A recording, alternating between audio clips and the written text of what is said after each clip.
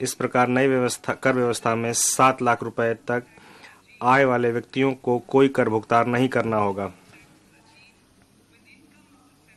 जो 7 लाख तक रुपए कमा रहे हैं उनको कोई कर भुगतान नहीं करना होगा। बहुत बड़ी खबर, 7 लाख तक अब कोई टैक्स नहीं देना होगा। इनकम टैक्स स्लैब में बदलाव हुआ है, बड़ा बदलाव किया गया है। 7 लाख तक अब आपको कोई भी टैक्स नहीं देना होगा।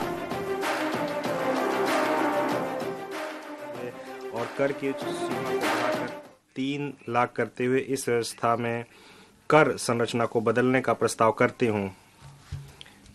कर की नई दरें निम्नानुसार होंगी। 0 से 3 लाख 0, 3 से 6 लाख 5%, 6 से 9 लाख 10%, 9 से 12 लाख 15%, 12 से 15 लाख 20%, 15 लाख रुपए से ऊपर 30%। इस नई कर व्यवस्था में सभी कर प्रदाताओं को बहुत बड़ी राहत मिलेगी। 9 लाख रुपए की वार्षिक आय वाले किसी व्यक्ति को केवल 45,000 रुपए का भुगतान करना होगा। यह उसकी आय का सिर्फ 5% होगा। यह अब उसके द्वारा भुगतान किए जा रहे अर्थात 60,000 रुपए पर 25% की कटौती है। यह सिर्फ 45,000 हो गया है। इसी प्रकार वह व्यक्ति जिसकी आय 15 लाख रुपए आय वाले किसी व्यक्ति को केवल 1.5 लाख रुपए या उसकी आय के 10% का भुगतान करना होगा, जो कि उसकी मौजूदा देयता अर्थात 1,87,500 रुपए से 20% की कटौती होगी। मेरा तीसरा प्रस्ताव है कि वेतनभोगी वर्ग और पारिवारिक पेंशनभोगी सहित पेंशनभोगी वर्ग के लिए है, जिनके लिए मैं मानक कटौती लाभ को नई कर व्यवस्था में भी विस्तारित करने का प्रस्ताव करती हूं। प्रत्येक वेतनभोगी व्यक्ति जिसकी आय 15.5 लाख रुपए या इससे अधिक है को परिणाम स्वरूप 52,500 रुपए का लाभ मिलेगा।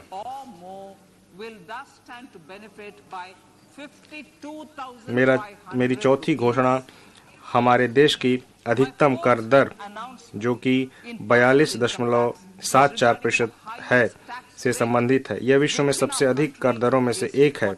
मैं नई कर व्यवस्था में उच्चतम अधिभार को 37% से घटाकर 25% करने का प्रस्ताव करती हूँ।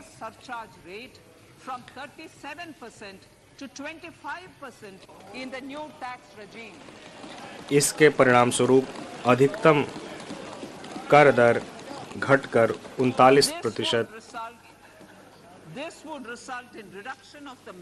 हो जाएगी। अंततः गैर सरकारी वेतनभोगी कर्मचारियों की सेवानिवृत्ति पर अवकाश के नकदीकरण पर 3 लाख रुपए तक की सीमा की छूट अंतिम बार वर्ष 2002 में नियत की गई थी, जब सरकार में अधिकतम मूल वेतन 30,000 रुपए प्रतिमाह था।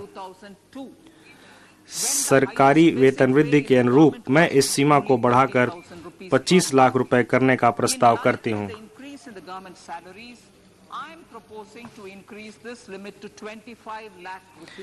हम डिफॉल्ट कर व्यवस्था के रूप में नई कर व्यवस्था भी बना रहे हैं। तथापि नागरिकों को पुरानी कर व्यवस्था का लाभ उठाने का विकल्प भी जारी रहेगा। इनके अलावा मैं अनुबंध में दिए गए अनुसार कुछ और परिवर्तन भी कर रही हूँ। इन प्रस्तावों के परिणाम स्वरूप लगभग 38,000 करोड़ रुपए, जिसमें से 37,000 करोड़ रुपए प्रत्यक्ष करों के तथा 1,000 करोड़ रुपए अप्रत्यक्ष करों के राजस्व को परित्यक्त किया जाएगा, जबकि लगभग 3,000 करोड़ रुपए का अतिरिक्त राजस्व जुटाया जाएगा।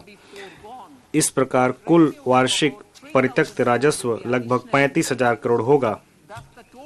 माननीय अध्यक्ष महोदय, इन शब्दों के साथ मैं बजट इस प्रतिष्ठित सदन को सौंपती हूँ।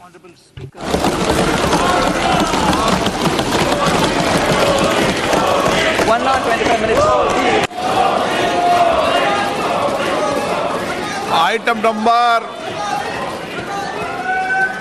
1 माननीय item number 2 Shrimati Nirmala Sitharaman ji. Sir, with your permission, आपकी अनुमति से मैं सदन के पटल पर निम्नलिखित पत्र सदन के पटल पर रखती हूँ। 3.1 वित्तीय जिम्मेदारी प्रबंधन विधेयक